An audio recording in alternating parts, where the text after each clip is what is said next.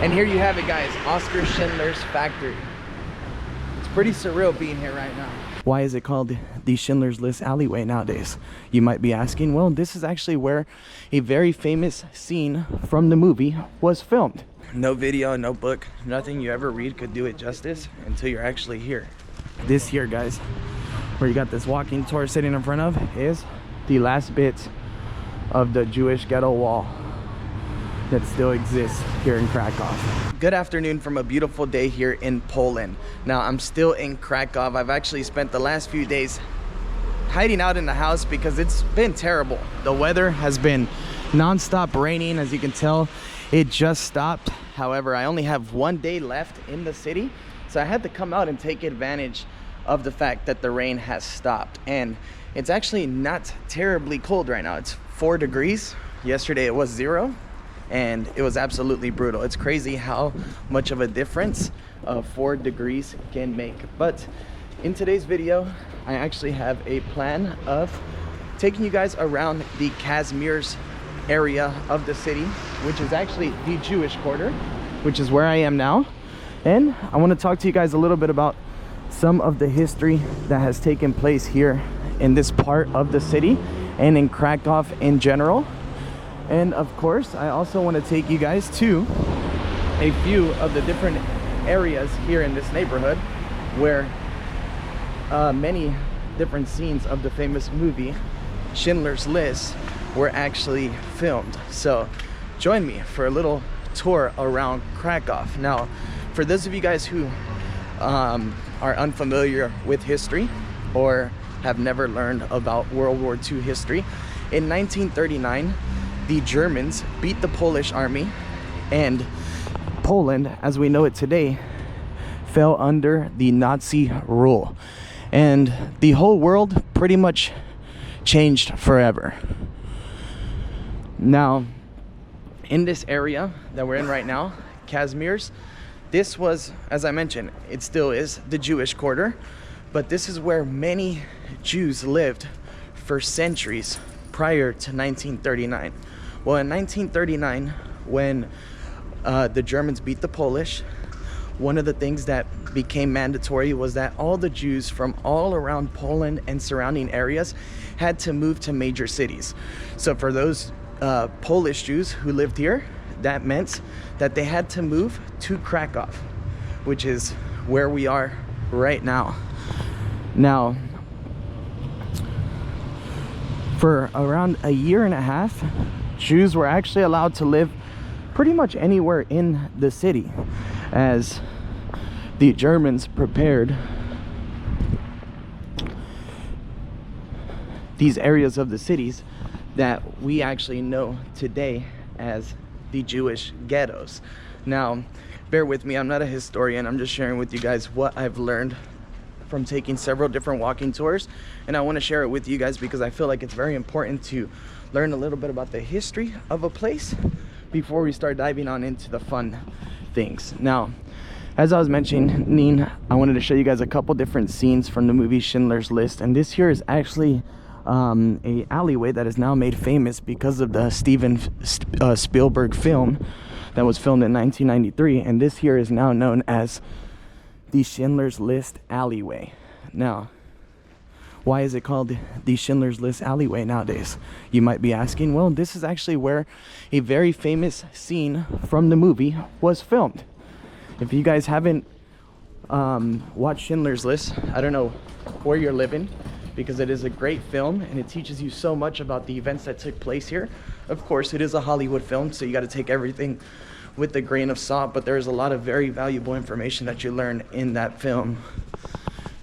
Now, in the movie, you actually have a scene where Nazi soldiers storm into this very apartment complex where Jewish people were hiding out, and they actually come in and they start throwing all of their belongings off the balcony.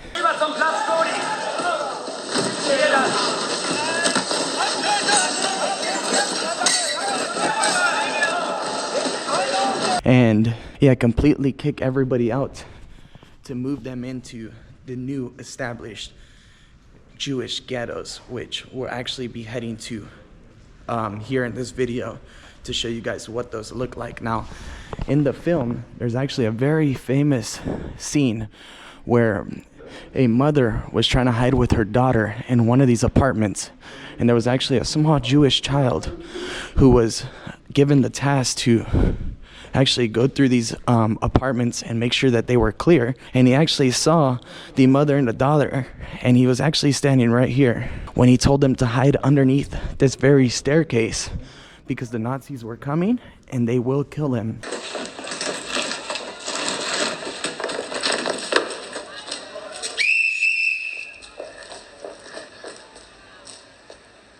Mrs. Dresser? Yes. Oh, you are a friend of my son's. Don't worry, I'll go quietly. I'll be no trouble.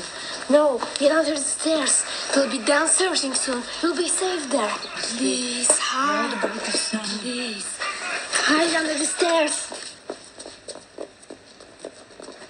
Now, in the scene, the Nazi soldiers are actually running up this small little walkway, and the child is telling the Nazi soldiers, "It's all clear. I just checked everything. No one else is inside of this apartment." And he actually saved the mother and the daughter. Now, in the Steven Spielberg film, Schindler's List, he made it seem as if this was the Jewish ghetto, but this wasn't the Jewish ghetto. The Jewish ghetto is actually sits south of the Vistula River, which is actually where we're going to be heading to next. But first, actually, let me walk back out this way, and I'm going to give you guys a little look around the Jewish quarter. Now, let me know if you guys have seen the Schindler's List film before, and if you recognize this very spot. I'm going to try and insert some clips from the film, and we're going to see if YouTube allows me to upload them. And if it works out, then great. If not, you're going to have to watch the film to see exactly what I'm talking about. Okay, it is getting a little bit colder than I thought, but the rain makes for some good things. If it wasn't raining, this alleyway would be absolutely full with walking tours and large groups of people coming to take pictures. Now, what happened in 1939 when the Germans took over? Well, they made all the Polish Jews, and not only Polish Jews, come to the major cities, right? And during that time, what did they do? They started building concentration camps. They started building the Jewish ghettos and places where they were going to eventually segregate the people. Now, real quickly, this main square here in the Jewish quarter is actually extremely famous because they make one of the most amazing Polish dishes I've ever had, and it's called zapiekanki. Now, it's not actually the most famous dish, but I love it so much. It's kind of like almost like a Chicago style pizza. Maybe I'll show it to you guys later on in this video. And around the area, there's actually many different cool, super trendy pubs. So let me get back to what I was talking about. I'm gonna be getting distracted a lot in this video, but that's what makes it great, right? Makes it fun to learn. So what happens, right? The Jewish people are forced to live here in Krakow. During that time, they construct concentration camps, they construct the ghettos, and what happens? Around a year and a half later, 2 years later, in 1943, the Germans, or okay, I'm gonna stop calling them Germans.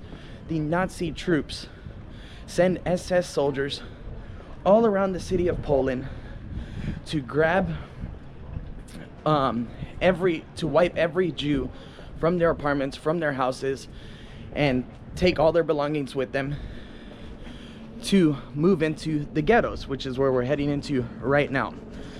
Now, what happens? All these Jewish people have no idea what's happening from one day to the next. They're getting forced out of their homes. They're getting their belongings taken from them, and they're being forced into huge rows, essentially like a big marching row. This is obviously the right place. How are you doing? Now, these people have no idea that their whole lives are about to change. You know, some of them did have a little bit of an idea of what was happening because of the 2 years prior that they had just got done living, but many had no idea what was really about to take place. So imagine these streets in 1943, full of Polish Jews, all of them walking with their suitcases and all the belongings that they could possibly fit into their hands, walking down these streets, having absolutely no idea that for many of them, that was going to be the last bit of freedom that they would feel for a very, very long time. Now, you're actually going to find markers like this around the Jewish quarter that show you many of the different sites. Here's the temple, synagogue Kupa, the Remuh synagogue, another synagogue, the old synagogue historical museum of Krakow. I'm going to try and take you guys there. We're here right now. So this is the wait, am I reading this right? So yeah, we're here right now. So this is going to be the entrance to the Kupa synagogue, but I actually want to take you guys here. It's the old Jewish cemetery, and then we're going to cross over the Vista River to take you guys into the ghetto. So the Jewish people are getting forced to march down the streets to a new side of the city to get put into the ghetto. Now, what exactly was the ghetto? The ghetto was a segregated area in the city that the Nazis built to completely segregate Jews from the rest of the world. And well, essentially what they were being forced into this area so that they can get put into forced labor, forced trading, and essentially be worked until they could no longer be of any use. And then from that point on, they were sent to some of the many different concentration camps in the city. Actually, you know what? We're gonna walk this way. So this fence here is actually the fence, the wall to the cemetery, where to this day, one of the very famous rabbis during that time frame is actually buried. I believe his name is Rabbi Moses. You can imagine that during that time, there was a lot of answers or questions left unanswered. You can imagine the Jewish people asking themselves, why us? What did we do? And why were the Jewish people the prime target for the Nazis? So I don't actually know how to enter the cemetery. Should we go back? Yeah, I think we should. Let's actually try and go back and see if we can head on in there. Now, I definitely recommend when you come here to take a Jewish quarter tour, do a Holocaust tour, because these are events that happened only, well, let me do my math, 70 years ago, around the same age as our grandparents. So very recent. And you know, when the Holocaust happened, many hoped that it would never occur, like that an event like that would never occur again. But in the world we live in, we have now come to learn that so many more events just like the Holocaust have taken place and continue to take place. I mean, look at the Khmer regime in Cambodia, the genocide that took place in the 80s. Look at the Bosnia genocide that took place in the late 90s. Look at the genocides that are taking place right now in China. So it's still continuing even to this day, and that is absolutely sad. Walking down these streets, it's easy to sit back and think, man, what was life like during those times?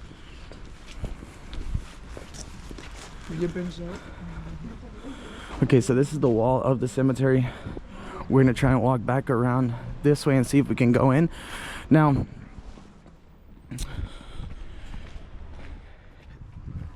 what was I gonna say? Now, when the Jewish people were actually wiped out of the Kazimierz area and forced into the ghettos, pretty much every Jewish person during that time, well, lost their lives. The population, the Jewish population, was said to be around 60,000 here in Krakow prior to the Nazi invasion. And by the time the war ended, there was only around 5,000 Jews left here in the area, but many of them obviously fled to many different countries to seek refuge in hopes to live a better life. And it wasn't until around the late 90s, early 2000s, after the Schindler's List film had already gained so much popularity and people could actually see through the media that things have changed here in the area, that the Kazimierz area that we're walking around right now actually started receiving a lot more tourists. I mean, a lot more tourists, but also a lot more Jews from all around the world started coming back here to live and call it home.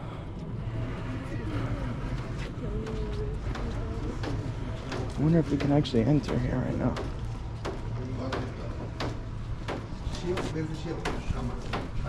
Oh, this is the synagogue. You know what?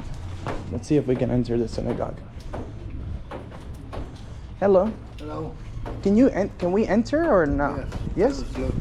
10 zloty. Okay.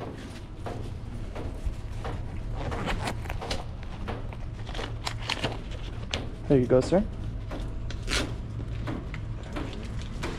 What's the name of this synagogue? Remuh. The Remuh synagogue. Thank you, sir. Thank you. All right, so let's actually enter this synagogue and we'll keep quiet to be respectful.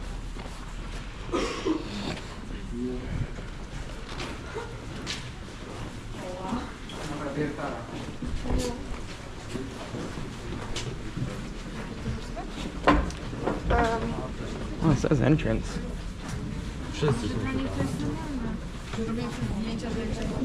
So you can tell a lot of big school groups come to a lot of these sites to, of course, learn about the history. And not only school groups from here in Europe, a lot of Israeli schools come here, and obviously trips from all around the world come to Krakow to learn about this dark history that took place here.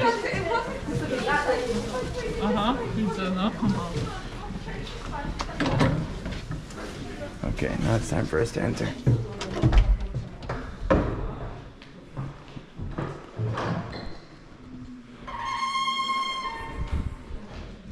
Well, it's definitely a lot warmer in here.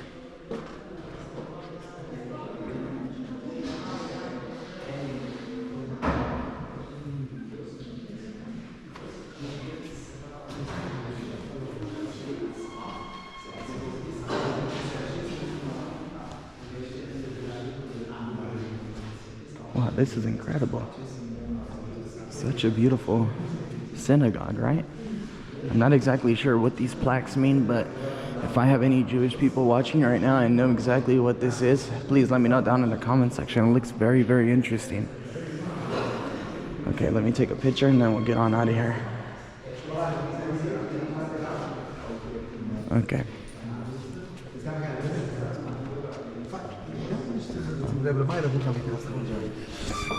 You almost don't want to leave. It's super warm in here, but the show must continue. I just want to show you a little bit of everything. Now we'll take a little walk into the cemetery and I'll tell you a little bit about what I learned about this place as well. So for those of you who don't know, this is the Star of David, and this is a symbol of Judaism. And that was actually one of the things that the Nazis made every Jew during that time wear to classify them as Jews. And they actually had to wear a armband around all of their clothing as well. And if they were and if it was proven that one of them actually took it off, they would obviously face consequences, and a lot of times that consequence was death. Now, this here is the cemetery, and it's obviously a cemetery for fallen Jews. Now, what you're looking at right now has actually been around here for centuries. Hundreds of years this cemetery has been around. But during the invasion of the Nazis, what they actually did, you can probably guess. They came in here and absolutely destroyed this cemetery. And what did they do with the tombstones, you might ask? Well, what else would Nazis do with the tombstones of Jewish people? Well, they used it as a walkway for the entrance to one of their concentration camps that they actually built right here. Extremely messed up, right? Now, they've obviously rebuilt since. You can imagine this place was completely destroyed. for many, many years.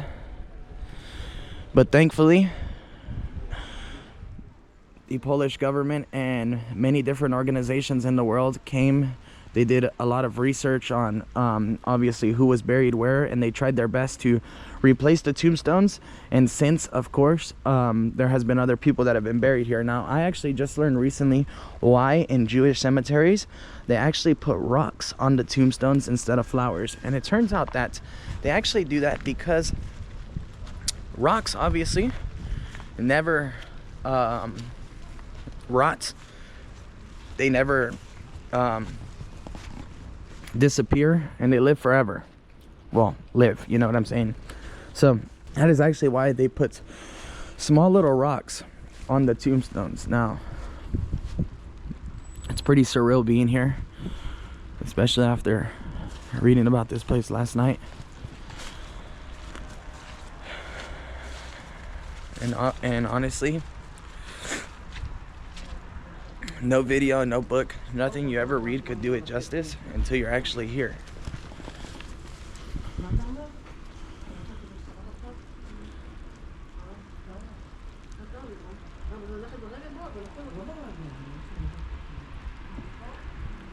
No, I believe over in this direction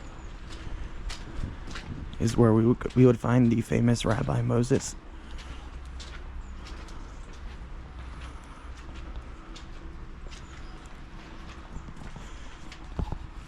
Excuse me. Do you know where I can find the Rabbi Moses? This is the one. Oh, okay.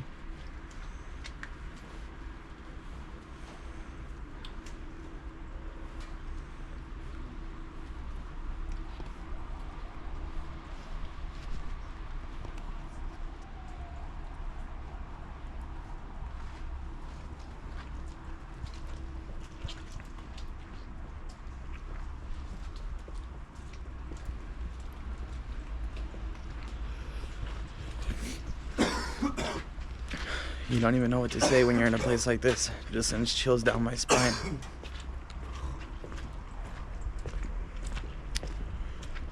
Well, here you have it. The cemetery.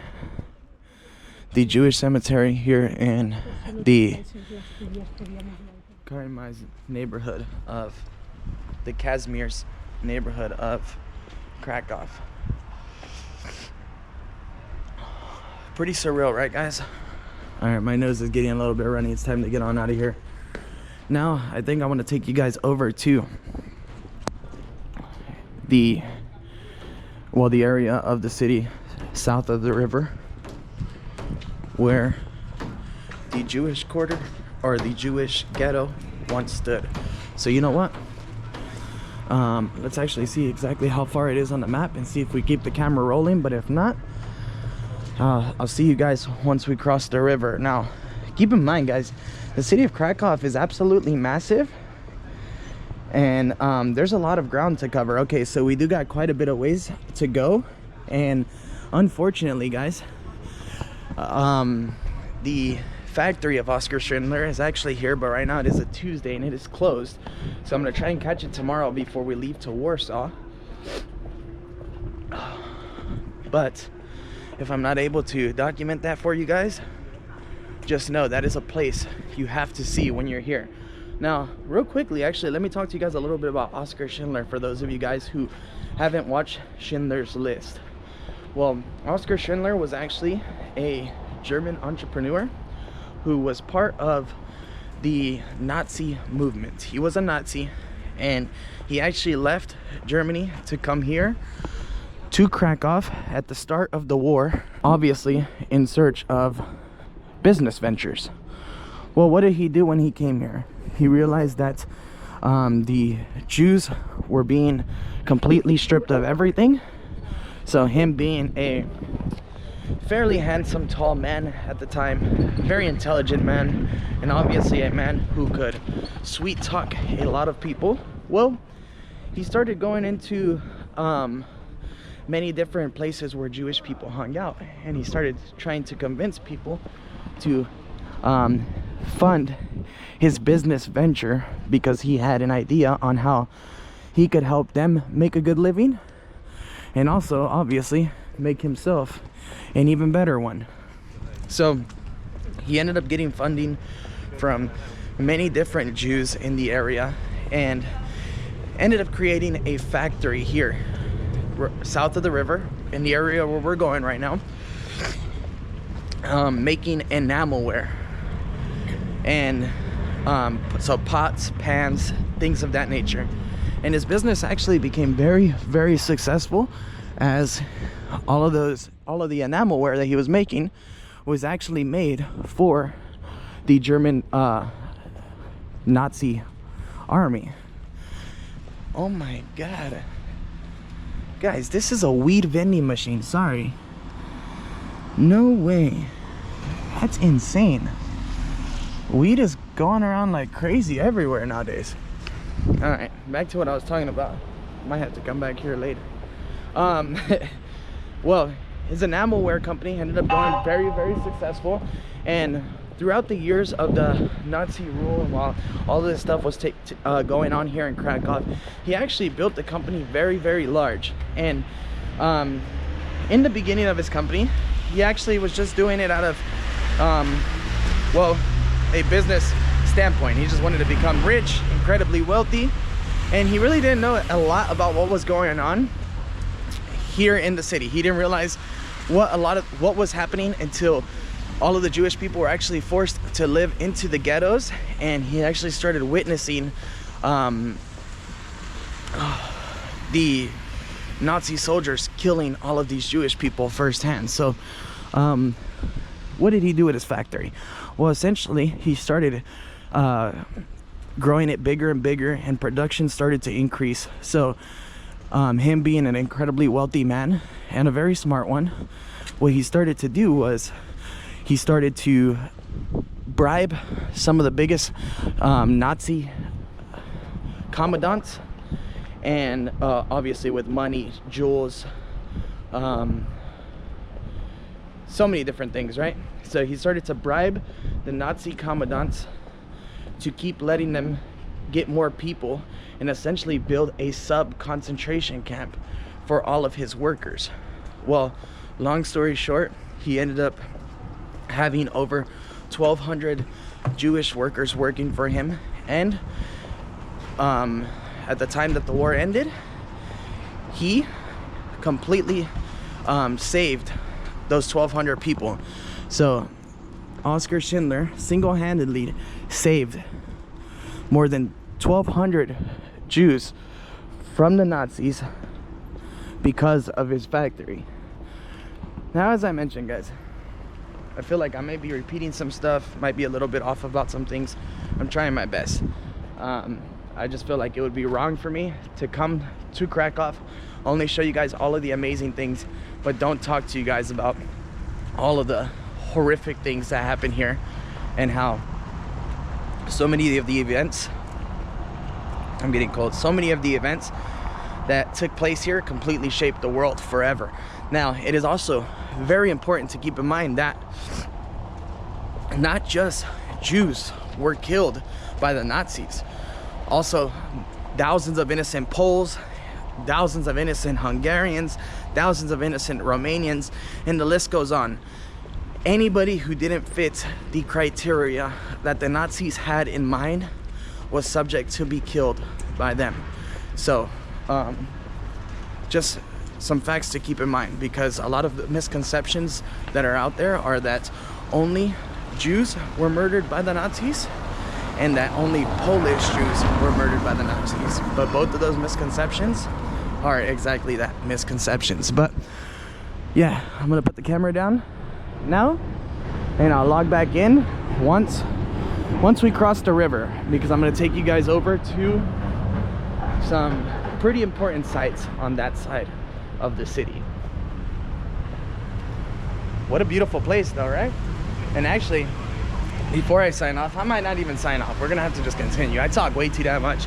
But before I sign off, it is important to note that the Kazimierz area, the Jewish quarter here in Krakow, is now like one of the most trendiest areas in the city. It's not only full of history, but it's also full of trendy pubs, cafes, nightclubs, it's awesome. So if you come here, you gotta definitely plan to spend some time in that area. You're gonna love it. Okay, right now I'm basically walking right across that bridge near that big tower. You know what, maybe we'll just stay signed on. Maybe this is just gonna be a little long video.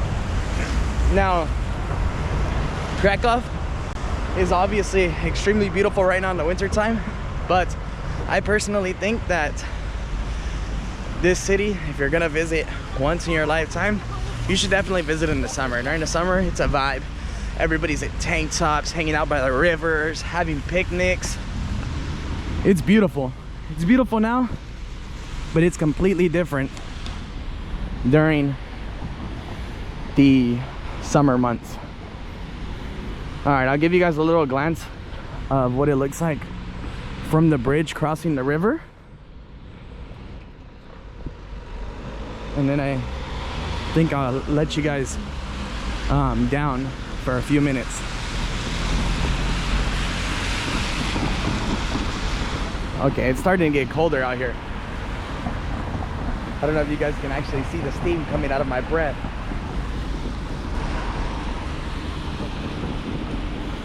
It's also important to note that during the winter months, you don't got much daylight at all. I mean, right now it's about 3 p.m.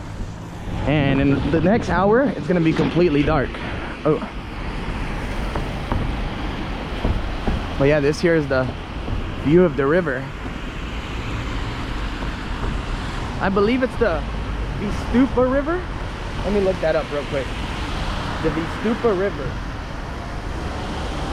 The Vistula River. Hey, I was close. Can't remember everything. But it is the Vistula River. Wow. I can't imagine how cold that water is, and you got birds and swans in there swimming like some crazies. This here's what the tram looks like.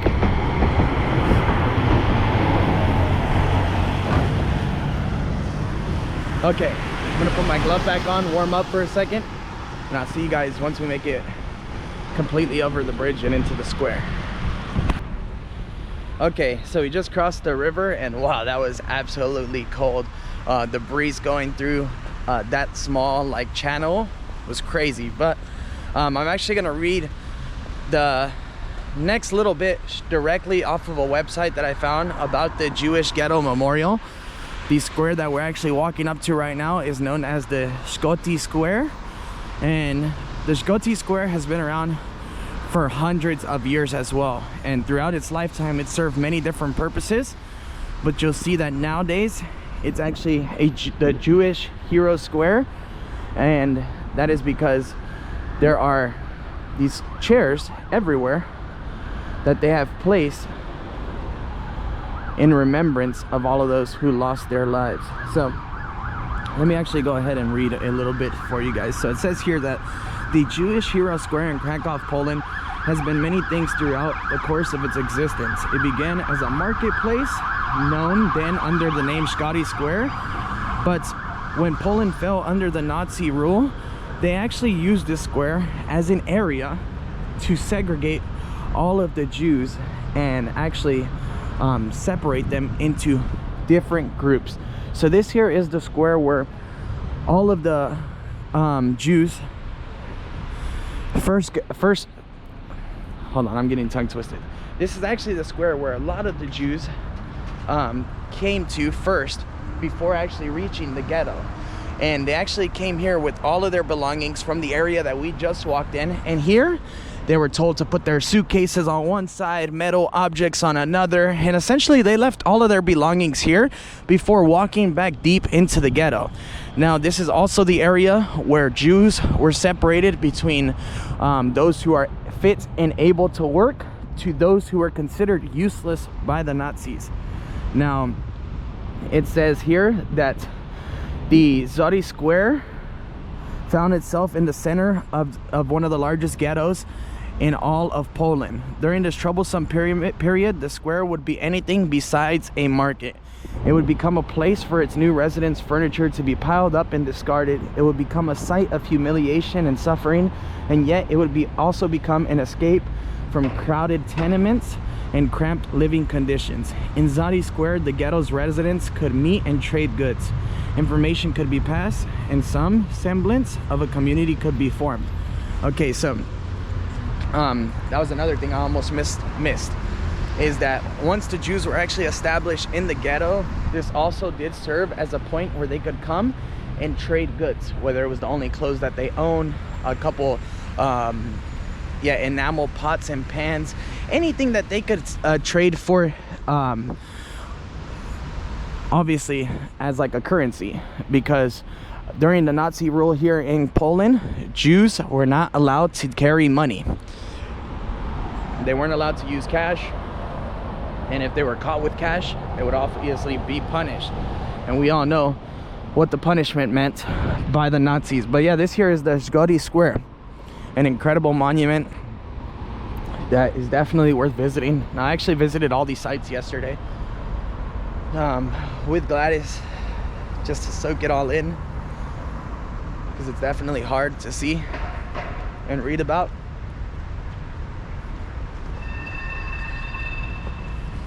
Now, right on the corner of this square also lies the Apteka pod Orlem, or the Fallen Eagle Pharmacy.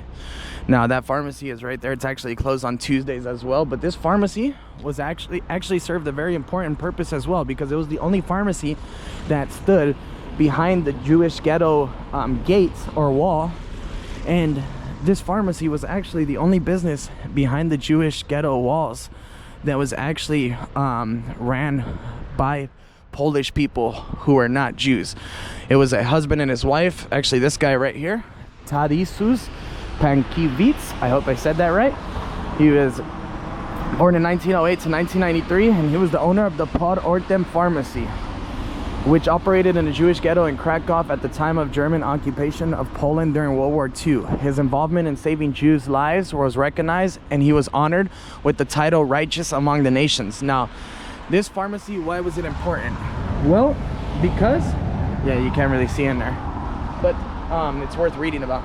So this pharmacy was incredibly important because this here was where the Jews that were sick or ill would actually get sent to receive treatment. Now, what did that gentleman and his wife do when the Jews came in for treatment? Well, he took care of them.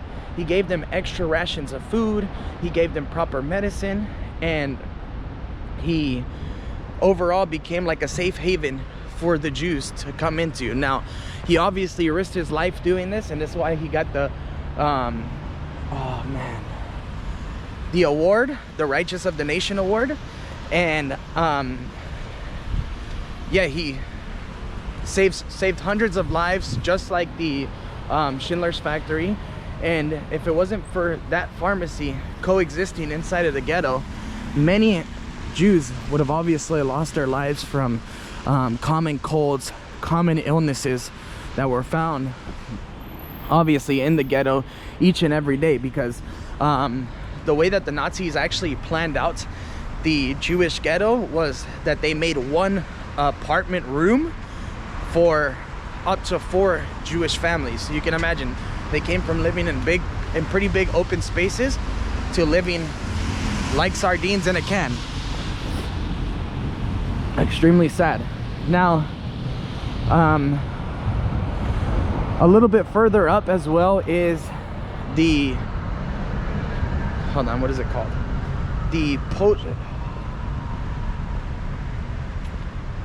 A little bit up the road is the oh man, guys, sorry, is the Plaszow concentration camp, and that was actually the largest concentration camp here in the city center of Krakow.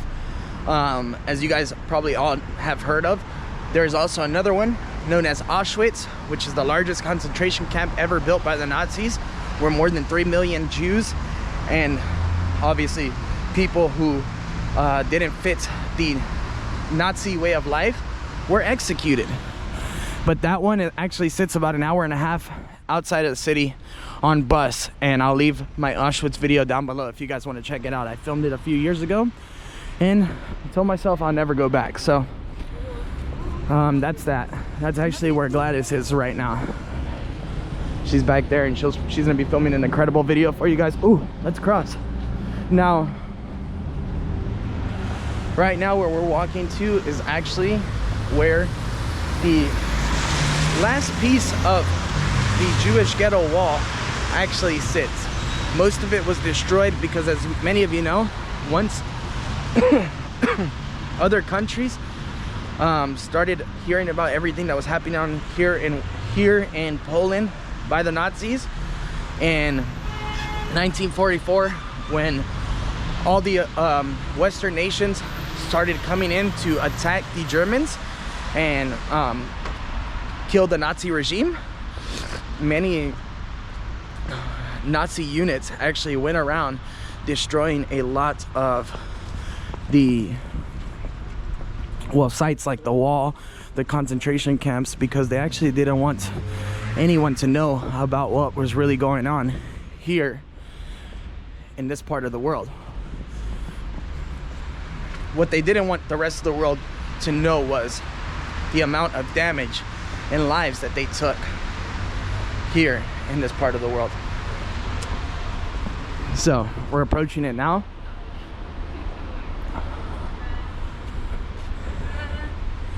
I mean, a lot of the buildings that you're seeing right now, they're obviously buildings that have been rebuilt after the war. I mean, Krakow and Warsaw, are two cities that pretty much got completely destroyed during the war, and they all had to be completely rebuilt. But there is one area that I actually wasn't able to find yesterday, where some of the where there's a section of an old Jewish ghetto apartment that still coexist amongst all of these new buildings. But this here, guys, where you got this walking tour sitting in front of, is the last bit of the Jewish ghetto wall that still exists here in Krakow.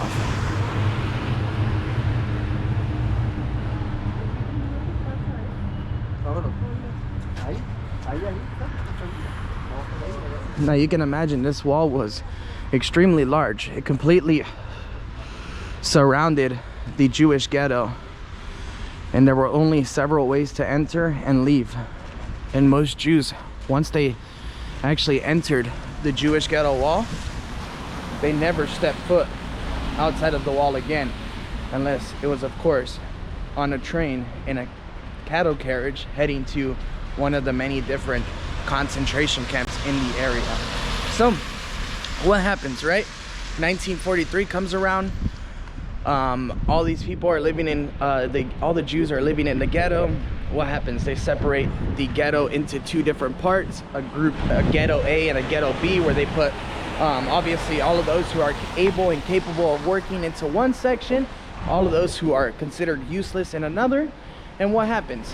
One day, Nazi soldiers storm the ghetto, completely take everybody out, force them into trains, and they get shipped off to many different concentration camps to completely exterminate them, get rid of them. One can sit here in front of this wall right now and just see exactly how terrible all of this, like how could someone build something like this and think that this is right? How could someone hurt a group of people based off of their beliefs, based off of how they look, based off of their intelligence? How could someone do that? And how could a group of people, thousands of people, all have that same ideology and think that this is right? I don't understand, but I guess some things a lot of us will never understand. Well, guys, hopefully you guys enjoyed this tour. please, if I made any mistakes at all throughout this video, don't hold me to it. I am just sharing my experiences with you guys, and I wanted to educate you guys with as much as I know. And please leave me any comments down below on information that I might have missed. I missed so much. I mean, everything that happened between 1939 to 1945. There was so many significant events that took place, so much that took place here in Poland and in Germany. And yeah, there's no way I would ever be able to cover it in a 45-minute video, especially with the fact being that I am not a historian nor an educator, just a normal guy traveling the world, wanting to show you the world through my eyes. So for now, I'm gonna go hide out in a coffee shop. Let's hope that things like this don't ever happen again. But let's also not forget that these events have taken place, because it is very important to remember all of those innocent men, women, and children who lost their lives because of these selfish individuals who thought that they were better than everybody else.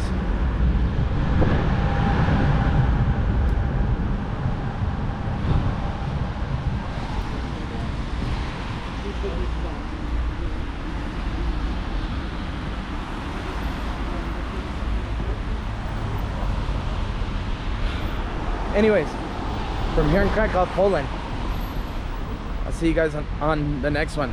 Later, guys. So I decided to sign back on. I got a Red Bull in hand and it's freezing. I'm freezing my ass off, but I decided I can't sign off without showing you guys Schindler's factory. Now, although it is closed today and I can't do the tour because it is a Tuesday, just my luck, I want to at least show you guys the outside of the factory.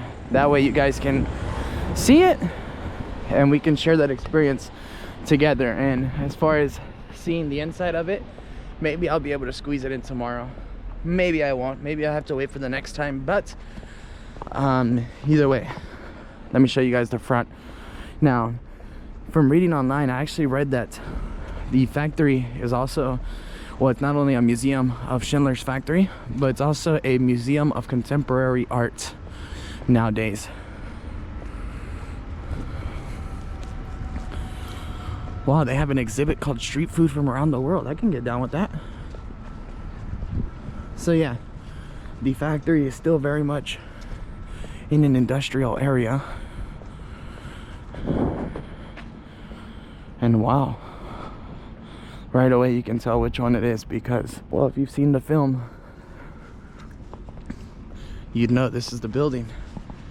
Now, what makes all of these places super surreal, and what made actually the movie The Schindler's List super surreal, was that Steven Spielberg actually came here to Krakow and filmed all well, most of the movie at all of these locations. But this here, guys, this here is Schindler's factory.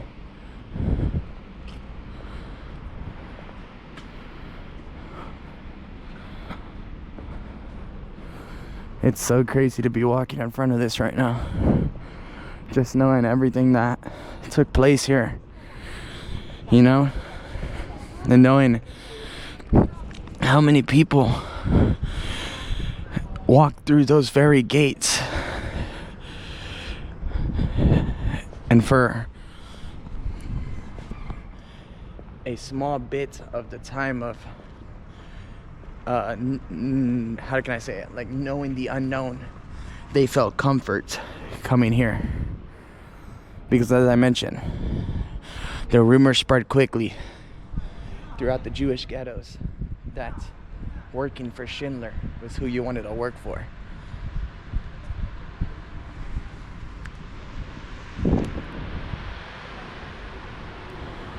Let's actually get a little bit closer. I see that there's some photos on the wall, and then we'll sign off, guys. But yeah, look, you can do a guided tour at the Schindler's factory. Wow, these are all photos of, oh yeah, these are people that work there, because I remember Mila and Leopold Pfefferberg from the film, Anna Reich. For those of you guys who have watched this movie, you know, you've probably heard of those names as well. I wonder where's the guy that helped him, the accountant? Where's he at? Ishak Stern. That's him, right? The accountant, Ishak Stern from the film. Wow. No, seriously, I regret not making more time here in Krakow. And I believe that was the Helena Hirsch was the lady that was actually like the maid for one of the SS commandants. Wow.